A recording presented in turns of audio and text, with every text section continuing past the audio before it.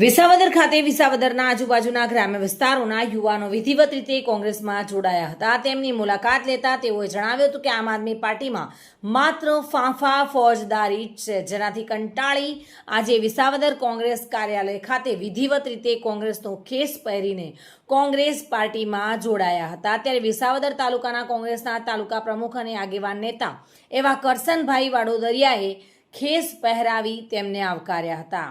હવે જોવાનું એ રહ્યું કે આવનારા તાલુકા પંચાયત અને જિલ્લા પંચાયત માટે આમ આદમી પાર્ટીને શું પરિણામ મળે છે।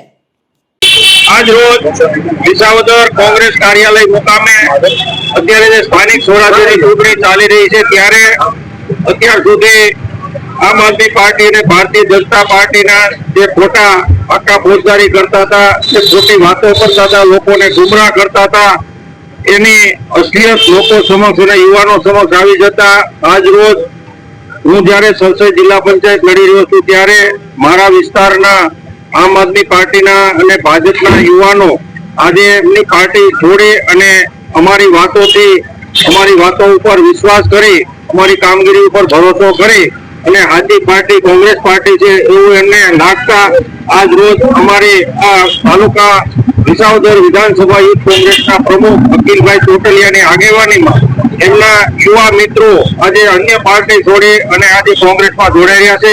એ તમામને હું આવકારું છું। એ તમામ એમના હોદ્દા ઉપરથી જે પાર્ટીમાં હતા એમાં રાજીનામું આપી આજે વિધિવત રીતે હું કોંગ્રેસમાં એમનું સ્વાગત કરું છું, એમને આવકારું છું। વિસાવદરની અંદર આવનારી તાલુકા પંચાયત અને જિલ્લા પંચાયતની ચૂંટણીને લઈ અને હલચલ મચી છે, ત્યારે આજે આમ આદમી પાર્ટી તરફથી જે એમના કાર્યકર્તાઓ એ હાલ અત્યારે કોંગ્રેસ પાર્ટીની અંદર જોડાવા માંગી રહ્યા છે, તો આવો આપણે એમને મળીએ, શું કારણ હતું। નમસ્કાર, આપનું નામ શું? મારું નામ સાબિર કાળવાદર। આપનું ગામ કયું છે? મોણિયા।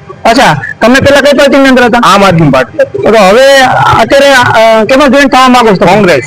એનું કારણ શું? આમ આદમી પાર્ટી વાળા ખોટા પાકા ફોજદારી કરે છે।